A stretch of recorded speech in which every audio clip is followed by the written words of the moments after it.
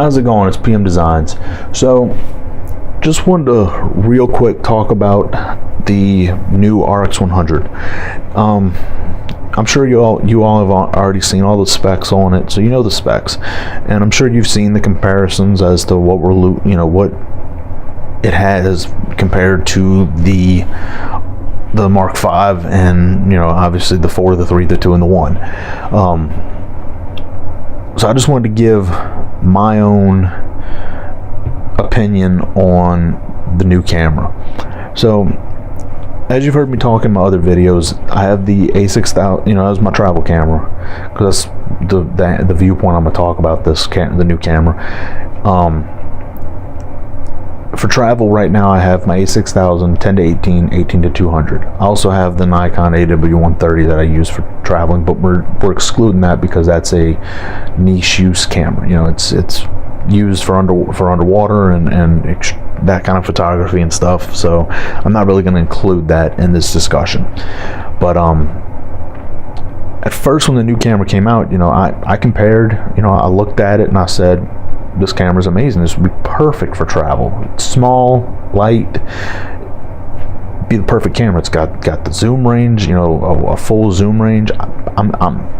Does RAW, has a viewfinder, perfect. I'm sold. Then I started thinking, I went online, I looked at some of the, we buy your gear type of websites. Got to put together an online quote or estimate or whatever they want to call them, to get rid of Mark V, get rid of my a6000, get rid of my 10-18, get rid of my 18-200, and doing all that would put me with the new camera plus a little bit in my pocket. Good deal.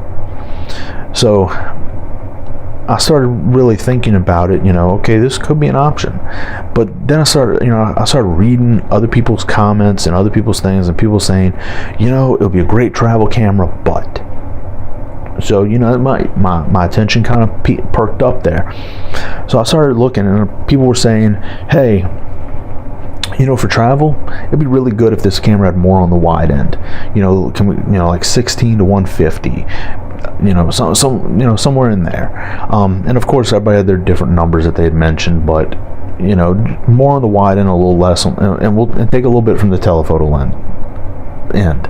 So it wasn't like any of these people were being irrational, saying, oh, I want 12 to 250, crammed in this little bitty camera. It's like, we just want a little bit on the wide and take a little bit from the telephoto end.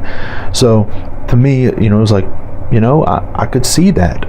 As much as I've been using my 10-18 on the last few trips I've been on, yeah, I agree 100%. So I then started looking, and I've come up with the analogy for this, or the example, and it's with the electronic zoom. And if you go back years ago, when everybody had manual windows in your car, and for some of you that were born before when cars really no longer had manual windows, you had to turn a little crank and put the window down. You turn the crank to close the window. The one advantage you have with manual control of the lens and your focal length is you can get precisely the framing you want. You're not zooming in way too much or going, you have precise control. And if you're trying to track a moving subject, to me, being able to just manually just turn that lens, to keep up with them, if they slow down a little bit, I can catch up with them and zoom in just a little bit and get the photo I want. I feel like I have a lot more control. Now, when you switch over to something, you have a little in and out little switch, or you have it, assigned to the lens, and you're turning this as just telling a motor to zoom the lens in and out. To me, it feels like, and I've always had the issue where it's like I always zoom in a little too much or zoom out a little bit too much, or I just can't get the framing exactly where I want.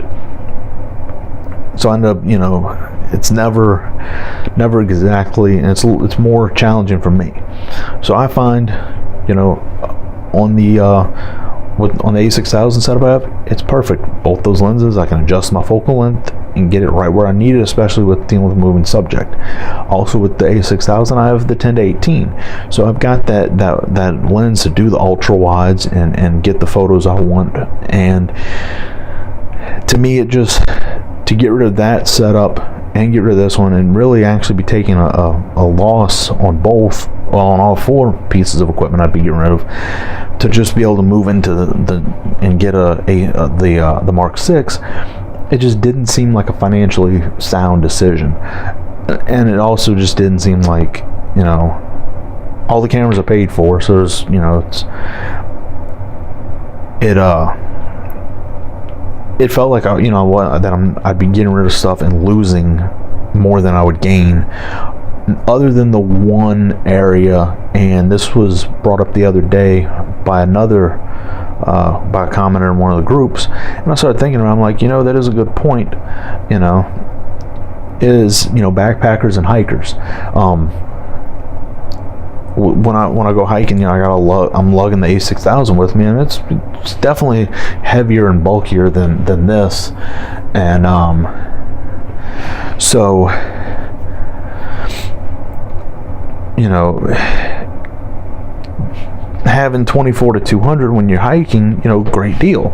You know, you're able to be out there, you're doing you know, you're not having to carry that bulk. So especially if you're doing like through hikes and stuff like that, or you're backpacking where, you know, space and weight in your bag is a big deal. You know, having 24-200 in a small package, and, you know, you have the raw capabilities, you know, it's a great deal if that's what you need. The one thing I'd kind of looked into, you know, prior to the announcement of the Mark VI was like the Sony HX80 and the HX90, because both of those, I believe, do 24-200. You lose a little bit on the aperture, and you lose a little bit. You also lose raw.